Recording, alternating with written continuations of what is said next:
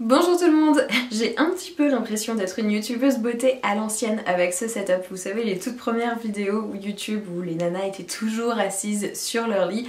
Mais c'est pas par hasard si on se retrouve dans ma chambre parce qu'on va parler d'un oreiller un petit peu spécial que vous aurez peut-être aperçu derrière moi quand j'ai fait mon lit. Il s'agit de l'oreiller Omnia de la marque Sleep & Glow qui m'a gentiment été envoyé par la marque. Il y a quelques semaines de ça, la marque m'a contactée pour savoir si j'étais intéressée par le fait de tester leur oreiller qui a de multiples vertus à la fois réparatrices pour le sommeil et en même temps esthétiques puisqu'il est censé prévenir l'apparition des rides du sommeil et j'avoue que j'ai été extrêmement intriguée par le concept, d'une part parce que pour moi faire dodo c'est méga important, on va pas se le cacher, et que souvent je dors très très mal, donc toutes les solutions qui me permettent de faire une nuit complète sans me réveiller 150 millions de fois, je prends.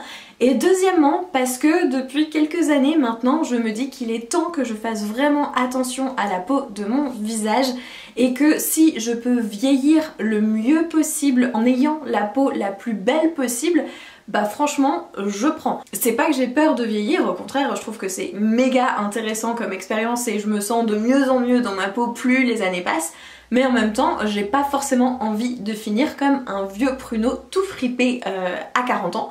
Donc je me dis que toutes les solutions sont bonnes à prendre. Et c'est donc avec plaisir et énormément de curiosité que j'ai accepté et quelques jours plus tard j'ai reçu l'oreiller Omnia qui a une forme extrêmement déstabilisante, on ne va pas se le cacher parce qu'il ressemble à un os géant, mais ce n'est pas pour rien, c'est parce qu'il a une forme qui est ergonomique et qui normalement permet de s'adapter à toutes les positions qu'on peut prendre dans la nuit pour offrir le sommeil le plus réparateur possible.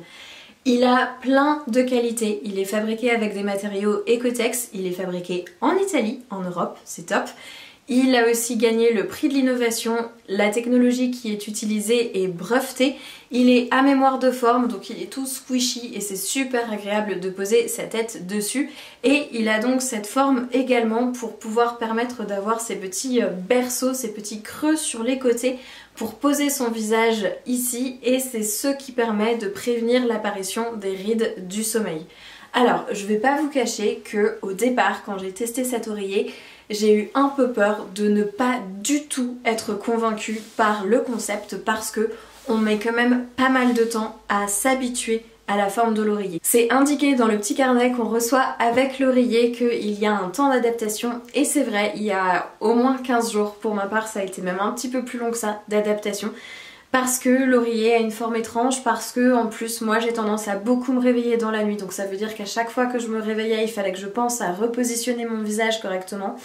Et au départ je me suis vraiment dit je vais vraiment pas leur faire de la bonne pub, je suis pas certaine d'apprécier du tout cet oreiller, mais j'ai quand même persévéré et ce qui m'a vraiment convaincue c'est de repasser sur mon ancien oreiller pendant quelques nuits et d'avoir l'impression vraiment à chaque fois d'avoir la tête qui était complètement écrasée sur l'oreiller, d'avoir le visage vraiment comprimé sur mon ancien oreiller et de voir la différence par rapport à celui-ci où on a l'impression vraiment que tout respire, qu'il n'y a rien qui est comprimé et où je commence à comprendre pourquoi c'est possible effectivement que cet oreiller prévienne l'apparition des rides. Alors je vais pas vous mentir, ça fait 1 mois et demi que je teste l'oreiller donc je suis pas certaine de pouvoir vous dire avec certitude que effectivement ça prévient l'apparition des rides du sommeil, mais je comprends comment ça peut être possible parce qu'effectivement on n'a pas du tout le visage qui est comprimé. Et ce qui a terminé de me convaincre c'est qu'il y a un soir où je me suis couchée, j'avais vraiment mal aux épaules, mal à la nuque, j'étais complètement contractée du haut du corps parce que j'avais fait beaucoup de ménage dans la journée, enfin bref peu importe, c'est pas l'objet de l'histoire.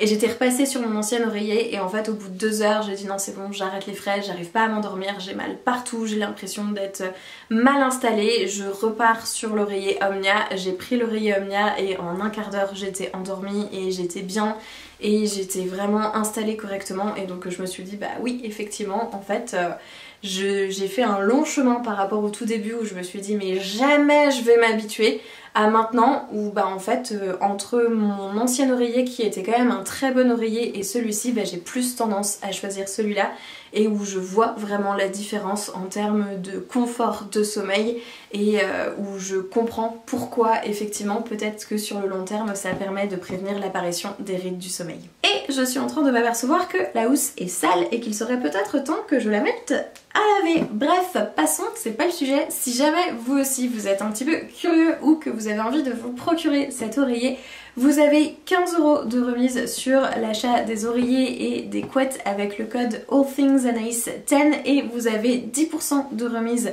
sur la boutique. Je vous mets un lien dans la barre d'infos et je vous réécris évidemment le code, donc n'hésitez pas à aller y faire un tour.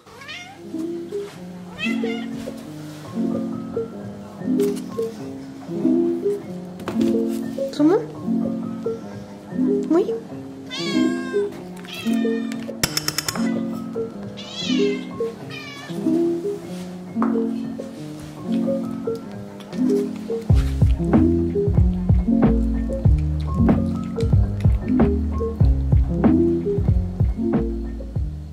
On se retrouve dans ma cuisine parce que je suis à court de petit déjeuner, mes overnight oats que vous aurez vu au début de la vidéo qui sont les flocons d'avoine que je laisse poser toute la nuit au réfrigérateur et je sais pas pourquoi, je les prépare au jour le jour, donc tous les soirs je fais mon petit déjeuner pour le lendemain matin et je me suis dit mais t'es un peu teubé, en fait tu pourrais en faire plusieurs d'un coup et ça t'éviterait de passer du temps tous les soirs à préparer ça. Donc c'est ce que je vais faire, je pense que je vais en faire 3. Je me suis dit que ça pourrait quand même être pas mal en ce début d'année que je fasse, enfin ce début d'année on est mi-janvier mais bon vous comprenez, que je fasse un petit peu attention à ce que je mange parce que je commence à me sentir un poil serré dans mes vêtements, ce qui est un sentiment extrêmement désagréable. Donc j'aimerais voilà, j'aimerais faire un petit peu attention parce que c'est vrai qu'on s'est fait beaucoup plaisir et puis à chaque fois qu'on accomplissait quelque chose, soit pendant les vacances, soit pendant les 2 premières semaines de janvier, on se disait allez, on se fait plaisir, on se fait un petit apéro, on se mange un truc un peu gras parce qu'on a bien travaillé, parce qu'on l'a mérité, parce qu'on a fait plein de choses aujourd'hui. Bah oui mais ça plus ça plus ça plus ça fait que bah maintenant voilà, je vais bientôt plus fermer les ceintures de mes pantalons. Donc j'ai essayé le petit déjeuner dont je vous parle en ce moment et franchement j'ai vraiment aimé le goût, c'est assez simple à préparer, c'est plutôt nourrissant, ce dont moi j'ai besoin parce que franchement j'ai faim le matin, ça me tient toute la matinée et c'est plutôt sain. Donc je me dis je vais continuer un petit peu sur ma lancée, peut-être que je testerai ceux au beurre de cacahuète aussi un petit peu plus tard. Pour le moment en tout cas celui à la framboise ça me va bien. Donc je vais préparer ça, comme ça ça va me permettre d'en avoir déjà plusieurs de près pour la semaine.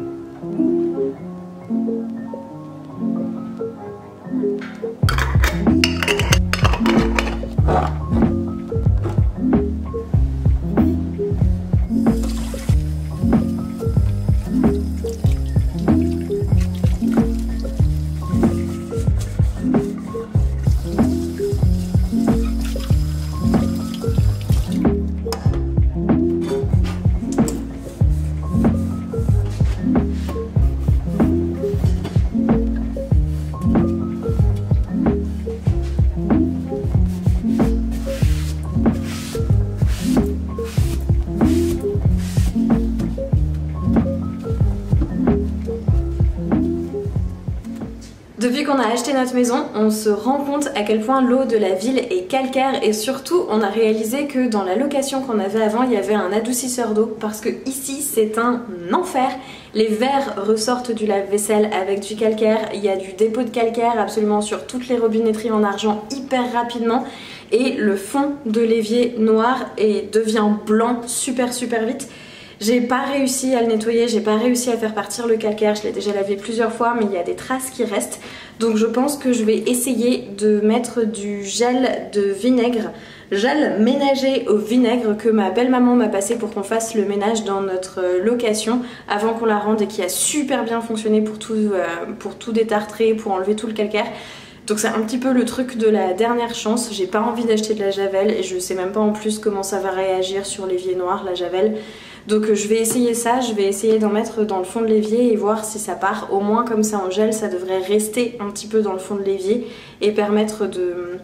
j'allais dire de macérer mais ça va permettre de... J'ai pas le mot mais vous avez compris. Et donc voir si une fois que ça a posé pendant quelques minutes ça part. Donc on croise très fort les doigts et surtout on se dit qu'en fait on va essayer de mettre un adoucisseur d'eau ici parce que ça va très vite être extrêmement agaçant de devoir laver tout en permanence. Et l'adoucisseur d'eau franchement ça changeait vraiment tout dans notre location. Donc maintenant que c'est chez nous et qu'on a acheté, bah, on se dit il faudrait peut-être qu'on fasse quelque chose pour ça. Donc je pense que ça va être le prochain truc sur lequel on va se pencher. Si jamais vous avez des conseils, que vous avez des adoucisseurs à nous recommander, que vous avez fait ça chez vous, que vous savez comment il faut faire, n'hésitez pas à me le dire parce que bah, on est vraiment en terrain inconnu là-dessus. Mais il va falloir que ça change parce que ça va très vite me taper sur le système et clairement c'est pas mon mec qui va aller nettoyer les traces de calcaire, c'est moi, donc les conseils je suis vraiment preneuse. Pendant que je vous ai sous la main, j'avais aussi envie de vous parler de mon dernier coup de cœur lecture qui n'est autre que Fourth Wing de Rebecca Yarros. Alors je sais, ça fait quand même un certain temps qu'il est sorti et que tout le monde en parle. Néanmoins, si comme moi vous ne connaissez pas, c'est un petit peu un mélange entre Harry Potter, Hunger Games et toutes les séries de livres par Sarah J Maas, donc ACOTAR et Throne of Glass. C'est vraiment le mélange de tous ces univers là et alors j'ai adoré. C'est une collègue qui m'a passé ce bouquin en me disant que j'allais probablement beaucoup aimer et elle ne s'est pas trompée. Ça ne m'était pas arrivé depuis super longtemps, mais j'ai lu jusqu'au milieu de la nuit. J'arrivais pas à poser le livre, donc j'ai lu jusqu'à genre 4h ou 5h du matin et j'avais vraiment pas fait ça depuis des années. C'est dire à quel point j'ai aimé ce livre. Je n'arrivais pas à le poser, je l'ai fini en 2 jours je crois, tellement j'ai aimé. Et donc c'est l'histoire en gros d'une jeune femme qui s'appelle Violette et qui quand elle arrive à un certain âge, comme tous les jeunes gens de son âge, doit rentrer dans une école où on peut choisir entre 3 professions différentes. Elle pensait être scribe, mais sa mère étant la générale de l'école et une cavalière extrêmement féroce, elle force Violette à aussi rentrer dans l'école des cavaliers, sauf que Violette d'une part n'y est pas du tout préparée et d'autre part c'est une école extrêmement violente et meurtrière où il y a en gros 75% à 80% des recrues qui meurent pendant leur préparation, et donc vous pouvez bien imaginer que Violette n'est pas du tout emballée par l'idée. Et une fois dans cette école, elle va forcément vivre plein d'aventures. Il y a de la romance, il y a de la magie, il y a des dragons, il y a des amitiés, des trahisons, des meurtres, des ennemis... Bref, tout ce qu'il faut pour faire en sorte qu'on n'ait pas du tout envie de lâcher le livre. C'est hyper bien rythmé, on rentre super vite dans l'histoire et vraiment j'ai adoré. Au départ, je voyais passer ce bouquin et je me disais oh là là, encore une autre fantasy, ça va pas me plaire, ça va être un peu et en fait pas du tout, vraiment j'ai surkiffé. Je sais qu'il y a déjà le 2e tome qui est sorti et il y a le 3e tome qui va sortir aussi au mois de janvier dans quelques jours. Donc bien évidemment je vais mettre la main dessus. Ma collègue me disait qu'il fallait qu'elle finisse de lire le 2e tome pour pouvoir ensuite lire le 3e et qu'elle me passerait le 2e. Je ne sais pas si je vais être capable d'attendre qu'elle ait fini le 2e. On verra. Mais en tout cas vraiment énorme coup de cœur pour ce bouquin, et si jamais vous êtes passé à côté et que c'est votre genre de livre, eh bien foncez, vous allez certainement pas le regretter.